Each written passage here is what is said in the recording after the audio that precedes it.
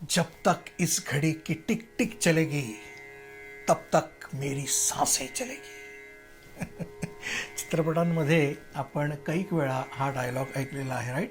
मेलोड्रामॅटिक and too far from being logistic और realistic, right. परंतु मित्रांनो, असंच काहीतरी मागच्या एपिसोडमध्ये आपण पाहिलं.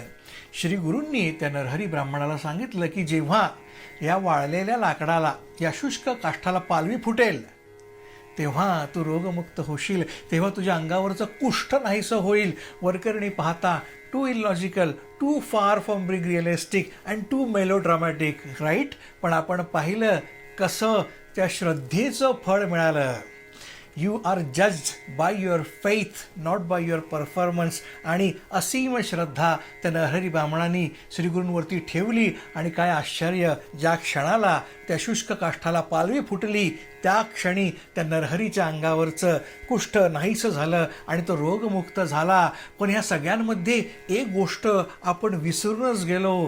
कारण मित्रांनो, श्रीगुरूंची कुठलीही गोष्ट अकारण नसते, याचा प्रत्यय पुढे आला. अचंबित करणारी गोष्ट मित्रांनो. Nothing is wasted, everything he does is so meaningful. त्यांनी त्या सरपणामधले जे रँडमली लाकूड काढून जे त्या ब्राह्मणाला दिलं, नरहरीला दिलं, जेव्हा त्याला पालवी फुटली तेव्हा लक्षात आलं की हे साधं कुठलं वृक्ष नव्हे, हा औदुंबर वृक्ष आहे. आणि then you can connect those dots. Why Shri Guru was so specific. आठवा त्यांनी काय सांगितलं. त्यांनी सांगितलं भीमा अमरजा संगमावरती, भीमा नदीच्या पूर्व तीरावरती ते झाड रोव, ते लाकूड रोव.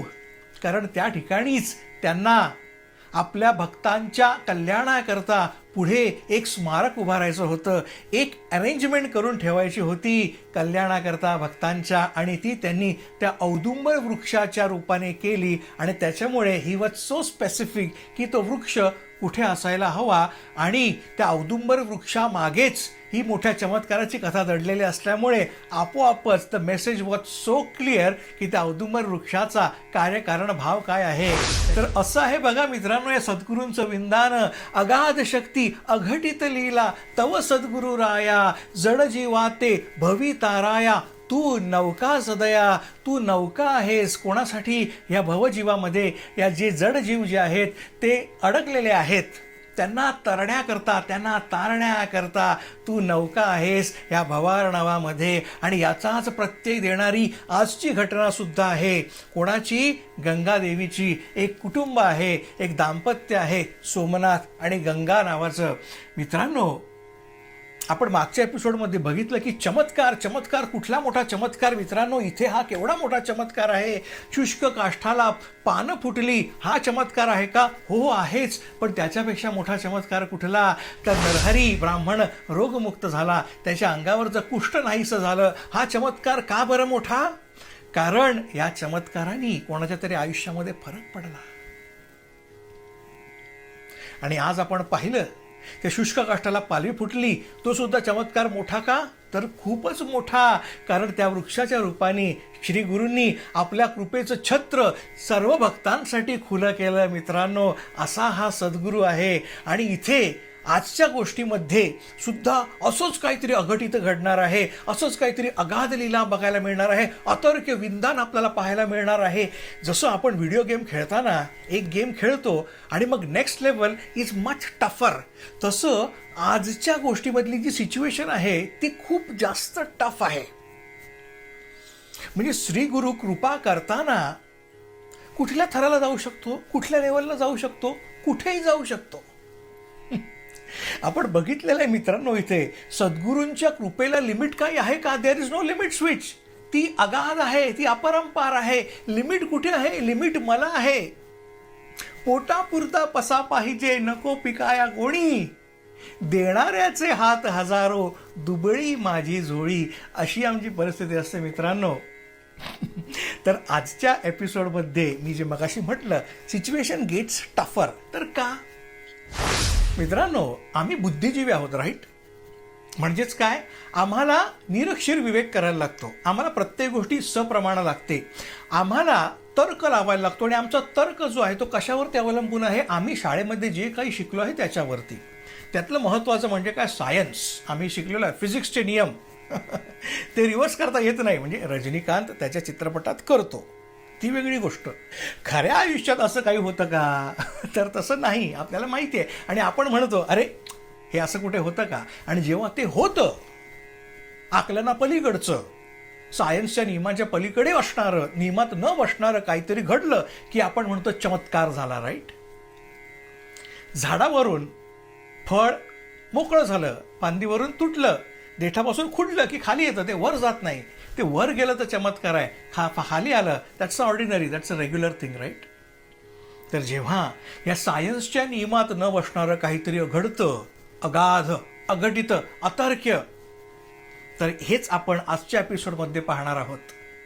आजच्या एपिसोडमध्ये आपली जी प्रोटॅगॉनिस्ट आहे, तसं आपण वारंवार पाहिलेलं आहे, चरित्र श्रीगुरूंचं, श्रीगुरू चरित्र जरी असलं तरी चरित्र भक्तांचं आहे. राईट.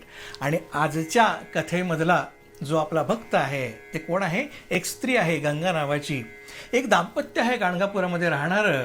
त्या पतीचं नाव सोमनाथ आणि पतिव्रता स्त्री, तिचं नाव गंगादेवी, गंगा. आणि गंगा अत्यंत पतिव्रता, वेदशास्त्र जाणणारी, त्याचा उच्चार करणारी. मित्रांनो, म्हणजे विचार करा, एवढं सगळं छान चालू आहे मित्रांनो, परंतु एक दुःख, साधं सुद्धा नाही, अत्यंत बोचणारं दुःख ह्या उभयतांच्या वाटेला आलेलं आहे. आणि मुख्यत्वे ह्या गंगादेवीच्या, या गंगाबाईच्या. का बरं? मला इथे आपले आधुनिक वाल्मिकी ग दि माडगुळकर यांनी गीत रामायणामध्ये कौसल्यासाठी लिहिलेलं जे काव्य आहे ते मला इथे आठवतं.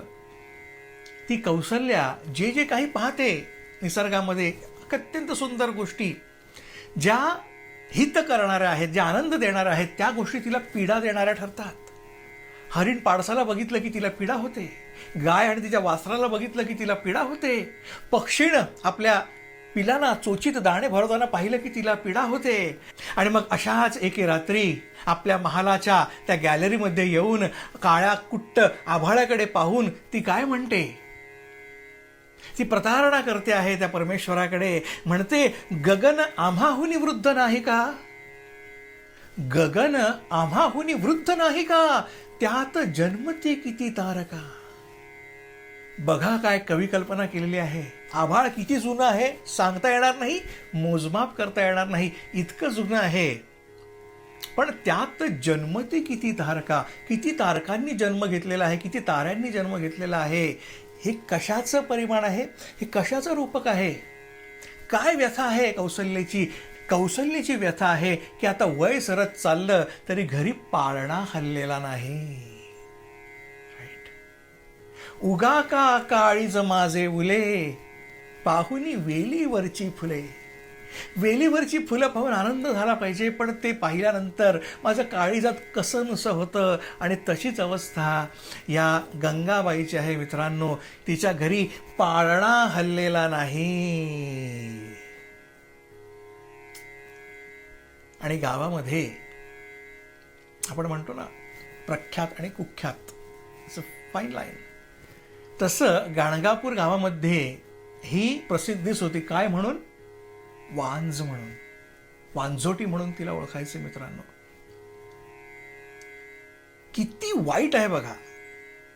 जसं मागे आपण बघितलं, नरहरी यजुर्वेदी ब्राह्मण होता, पण त्याची सावलीही कोणी पडू देत नव्हतं. त्याचं कुटुंब सुद्धा त्याला अवेअर केलेला त्यांनी. काय ते भोग आहेत, तसेच भोग इथे.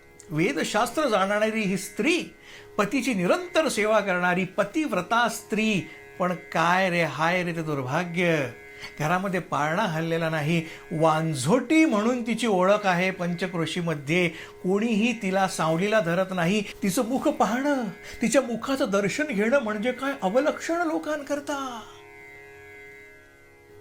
अपशकून तिचं मुख पाहिलं म्हणजे समाजाने ऑलमोस्ट वाळीत टाकलेलं. कुठला लग्न कार्य, शुभ कार्य आहे, सभाक्षणीचा कुठला कार्यक्रम आहे, त्याला आमंत्रण नाही. आणि ओढ भरणं वगैरे असतं त्याला तर नाहीच नाही. लग्न झालेल्या स्त्रीवरती हिची सावली पडू द्यायची नाही. आता तेव्हा मित्रांनो, शकून अपशकुनांनी समाजाला एवढं ग्रासलेलं होतं. आता सुद्धा हे मांजर आडवी गेली की अजूनही 4 पावलं मागे जाणारे लोक इथे आहेत. तेव्हा तर काय असेल, तेव्हा कोणाला कल्पना नाही.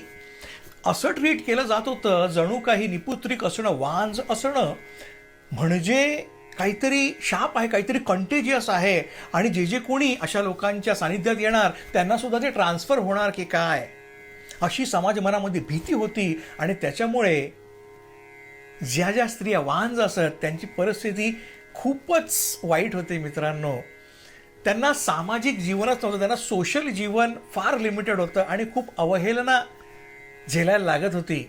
आणि अशी ही स्त्री दररोज श्रीगुरूंच्या दर्शनाला येई गाणगापुरामध्ये आणि आत्यंतिक भक्तिभावाने निरांजनाने श्रीगुरूंना ओवाळी.